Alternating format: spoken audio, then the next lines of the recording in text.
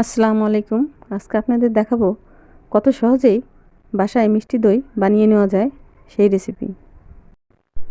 তাহলে দেখে নেওয়া যাক এর পুরো প্রস্তুত প্রণালী।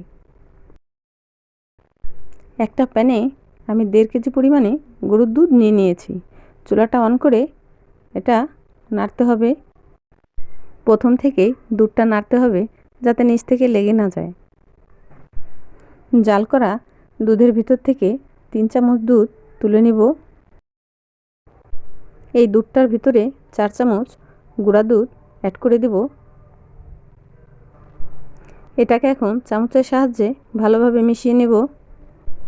অনেকে মনে করেন দই বানানো অনেক কঠিন, আসলে তা নয়। এই জন্য সহজ পদ্ধতিতে আমি বানিয়েছি, এভাবে সবাই দই বানাতে পারবেন। যে বাটিতে লিকুইড দুধের সাথে গুঁড়া দুধটা মিশিয়েছিলাম সেটা আবার এর মধ্যে দিয়ে দেব। আবার একবার নেড়ে দেব। হাফ কাপ চিনি আমি একটা প্যানে ক্যারামেল করে নেব। আমি ক্যারামেল করেছি এই চিনিটাই দুধের ভিতরে দিয়ে আমি দই বসাবো, এক্সট্রা কোনো চিনি দেব না। ক্যারামেলটা ভালো হওয়ার জন্য আমি 2 চামচ পানি দিয়ে দিয়েছি। পানি দিয়ে ক্যারামেলটা করলে পোড়া গন্ধটা হয় না। ক্যারামেলটা আমার হয়ে গিয়েছে।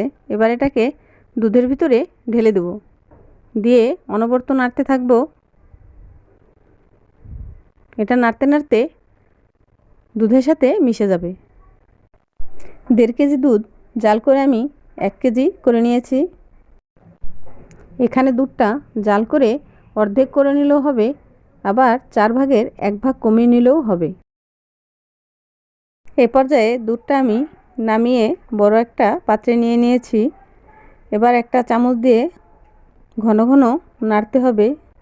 এই ঘন ঘন নাড়ার ফলে যে বাবলসটা তৈরি হবে এর জন্য দইটা অনেক ভালো হবে। স্ক্রিনে দেখতেই পাচ্ছেন অনেকগুলো বাবলস হয়েছে।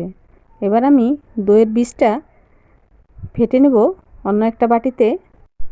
এখানে আমি 1 কেজি দইয়ের জন্য আমি হাফ কাপ দইয়ের বীজ নিয়েছি।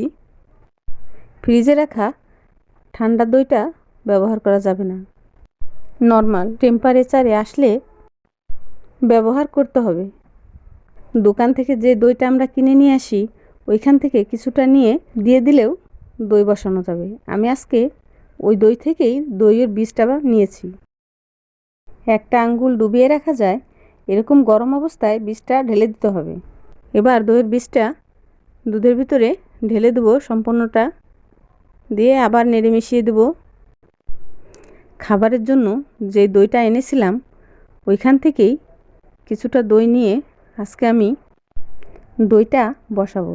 এবার একটা মাটির হাঁড়ি নিয়ে নিয়েছি। এর ভিতরে দুধ আর দইয়ের মিশ্রণটা সম্পূর্ণটাই ঢেলে দেব।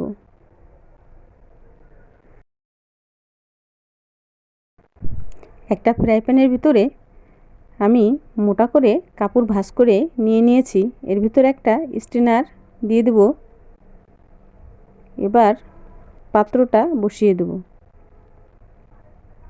ঢাকন দিয়ে ঢেকে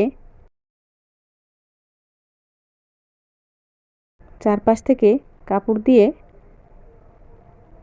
পাত্রটা ঢেকে দেব।